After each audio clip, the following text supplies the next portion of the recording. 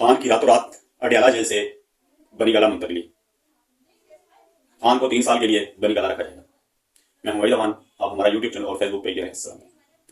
अब खबरें ये गर्दिश कर रही हैं कि अब खान को अंदर रखना इनके लिए बड़ा मुश्किल हो गया। इन्होंने कहा था खान जेल से बाहर था तब भी नहीं संभाला जा रहा था, अब जेल के अंदर रख कर भी इनके लिए मुश्किल पैदा कर रहा है। अब अगर खान को जेल से रिहा करते हैं तो पूरा पाकिस्तान मारा जाएगा, एक बुलबुला मच जाएगा और इनसे ये खान की ताकत संभाली नहीं जाएगी। अब खबरें ये गर्दिश कर रही हैं कि खान को रातों रात बनीगाला शिफ्ट किया जाएगा और वहां इनको 2-3 साल के लिए नजरबंद कर दिया जाएगा।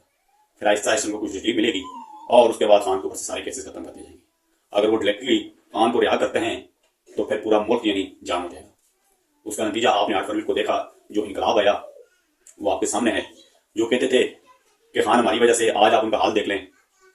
और ये खान का वोट नहीं है। परवेज खट्टर कहते थे कि मैं पख्तूनख्वा के अंदर अपनी गवर्नमेंट बनाऊंगा और ये मेरा वोट है और खान मेरी वजह से देखा था। आज उसका देख लें, पूरा खानदान इलेक्शन आ गया, उनकी जमानतें जब्त हो गई। महमूद खान को देख लें, उसका सियासी जनाजा निकाल दिया है। अलीम खान को देख लें, जहांगीर तरीन को देख लें, सियासी जनाजा उन्होंने बढ़ा दिया। खबरें ये भी गर्दिश कर रही हैं कि वो सियासत से किनारा कशी कर गए, इनकी अपनी जमानतें जब्त हो गई थी।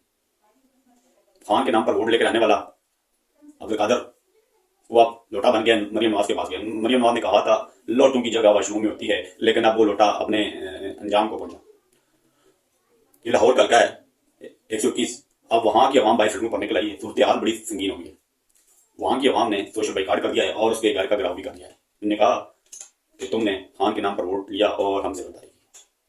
आवाम ने कहा जिसने खान के साथ गद्दारी की उसने अपना सियासी कत्ल कर दिया। और कहा भी जा रहा है कि वहां की आवाम ने सोशल बाइकाट कर दिया है कि कोई भी नहीं इसके घर नहीं जाएगा, कोई भी धोबी इसके घर नहीं जाएगा, कोई भी खाने पकाने वाला इसके घर नहीं जाएगा। और अब सुनने में यह भी आ रहा है उनके वालिद साहब के घर का भी घेराव कर लिया गया है। वहां की आवाम के लिए इनका हम रास्ता रोकेंगे और इनके तरफ अल्लाह तलकी का ऐलान करेंगे। कोई भी ऐसा उस हल्के का बंदा इनके साथ अपनी एक्टिविटी जारी नहीं रख सकता। और ये मैसेज बाकायदा उनको चला गया है।